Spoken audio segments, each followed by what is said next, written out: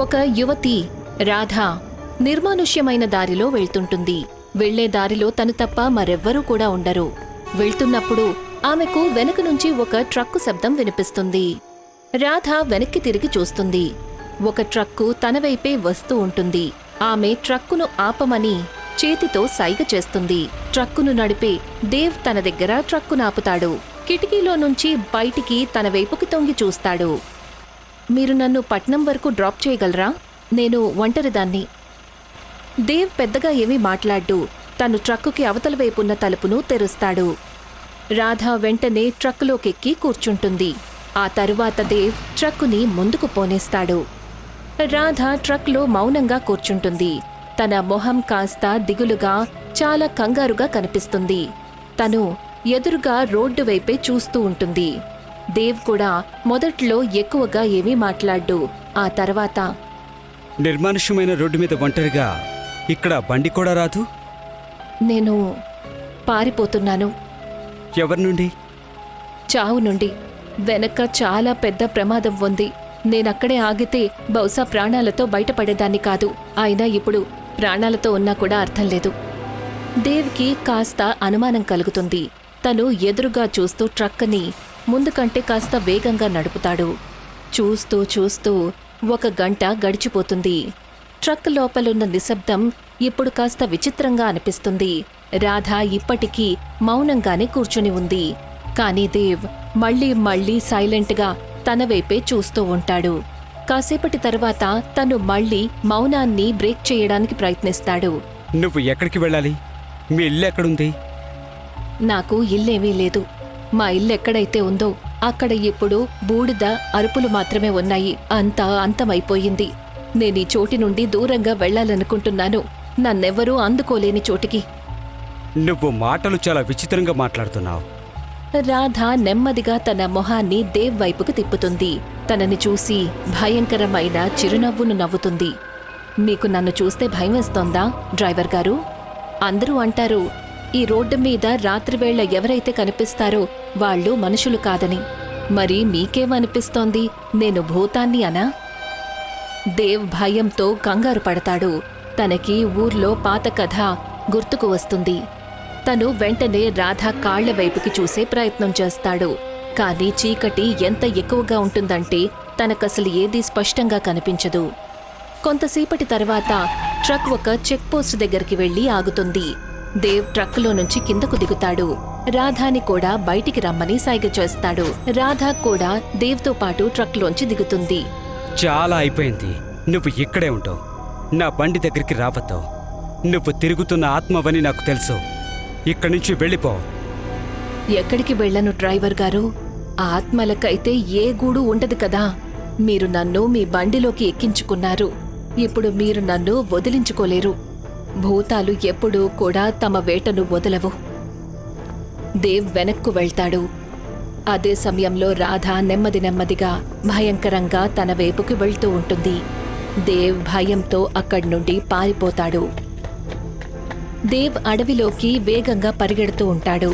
అన్ని వైపులా రాధ భయంకరమైన నవ్వు వినిపిస్తూ ఉంటుంది. పరిగెత్తి తను అడవి లోపల ఒక చిన్న చెక్క షెడ్డు దగ్గరికి వెళ్తాడు. దేవ్ వెంటనే దాని లోపలికి వెళ్ళిపోతాడు. దేవ్ చెక్క షెడ్డు లోపలికి వెళ్తాడు. భయంతో వణికిపోతూ బెంచు కింద దాక్కుంటాడు.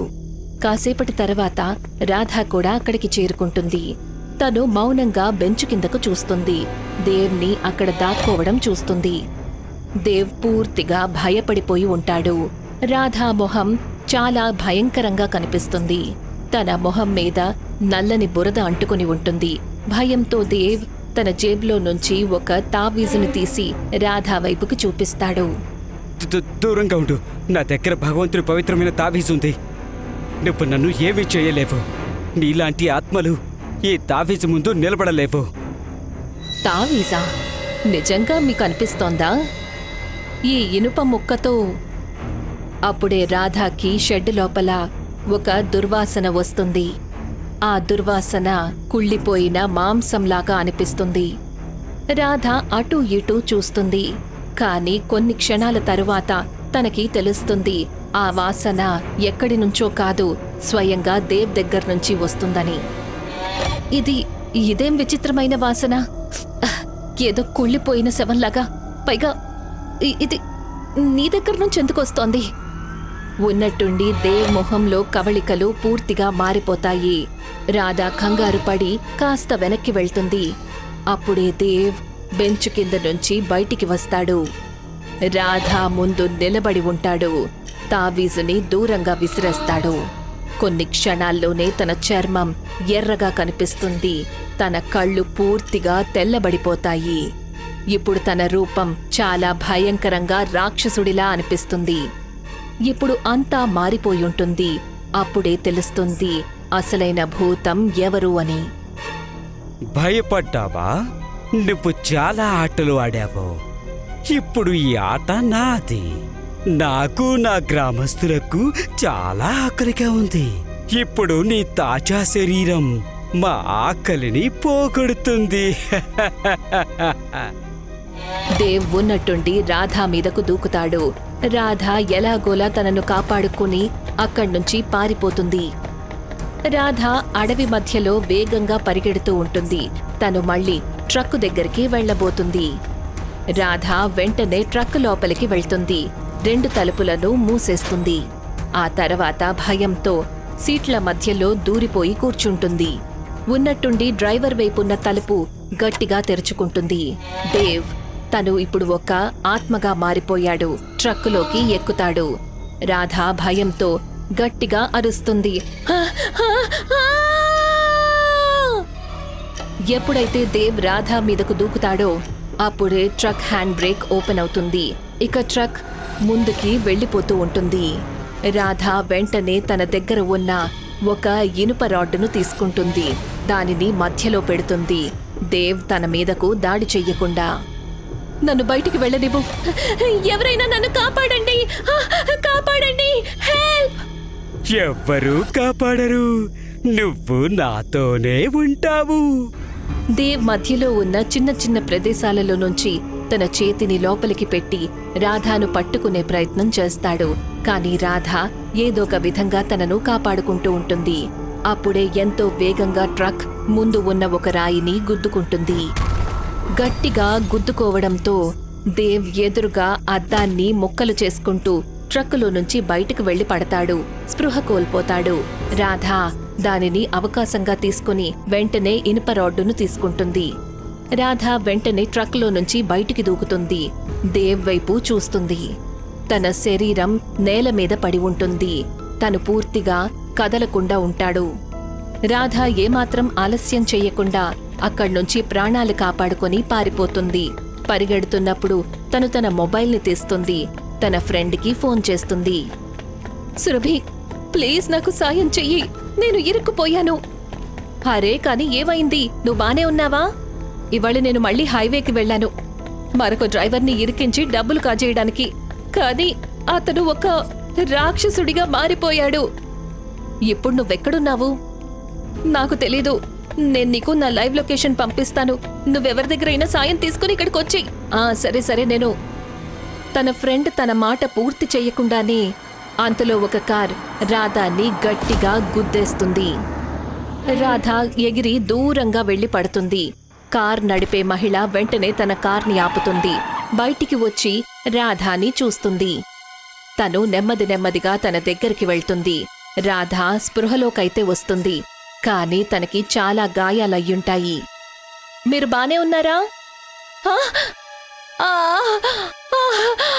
నొప్పిగా ఉంది. ఐఎమ్ సో సారీ, నేను మిమ్మల్ని చూడలేదు. మీరు ముందుగానే గాయపడి ఉన్నట్టున్నారు. నాతో పాటు పదండి, నేను మిమ్మల్ని హాస్పిటల్కి తీసుకెళ్తాను. ఆ మహిళ రాధాకి ఆసరా ఇచ్చి పైకి లేపుతుంది. తనని కార్ వరకు తీసుకువెళ్తుంది. ఆ తరువాత తను రాధాని కార్లో కూర్చోపెట్టి అక్కడ్నుంచి బయలుదేరుతుంది. రాధ గాయపడిన పరిస్థితుల్లో కార్ సీట్లో కూర్చుని ఉంటుంది. తనకి సాయం చేసిన మహిళ వేగంగా కార్ నడుపుతూ ఉంటుంది. ఇంతకీ మీరు ఇంత రాత్రివేళ ఎక్కడేం చేస్తున్నారు? ఏమీ లేదు, మీరు త్వరగా ఇక్కడ్నుంచి బండిని పోనివ్వండి. ఈ చోటు మంచిది కాదు. మంచిది కాదు అంటే ఇక్కడ పక్కనే ఒక ఊర్లో ఏదో చాలా పెద్ద కెమికల్ బ్లాస్ట్ అయినట్టుంది. ఆ కారణంగా అక్కడి వాళ్ళందరూ రాక్షసులుగా మారిపోయారు. ఏంటి, నిజంగానా? ఆ, అలాగా. వాళ్ళు ఎలా ఉన్నారు? వాళ్ళ మొహం ఎర్రగా కనిపించింది. శరీరం అంతా చాలా గాయాలున్నాయి. పైగా వాళ్ళు మామూలు మనిషి కంటే ఎక్కువ శక్తివంతంగా ఉన్నారు. కానీ నువ్వు ఇవన్నీ ఎందుకు అడుగుతున్నావు? ఈ దారైతే పట్నానికి వెళ్ళేలా లేదే. అది ఎందుకంటే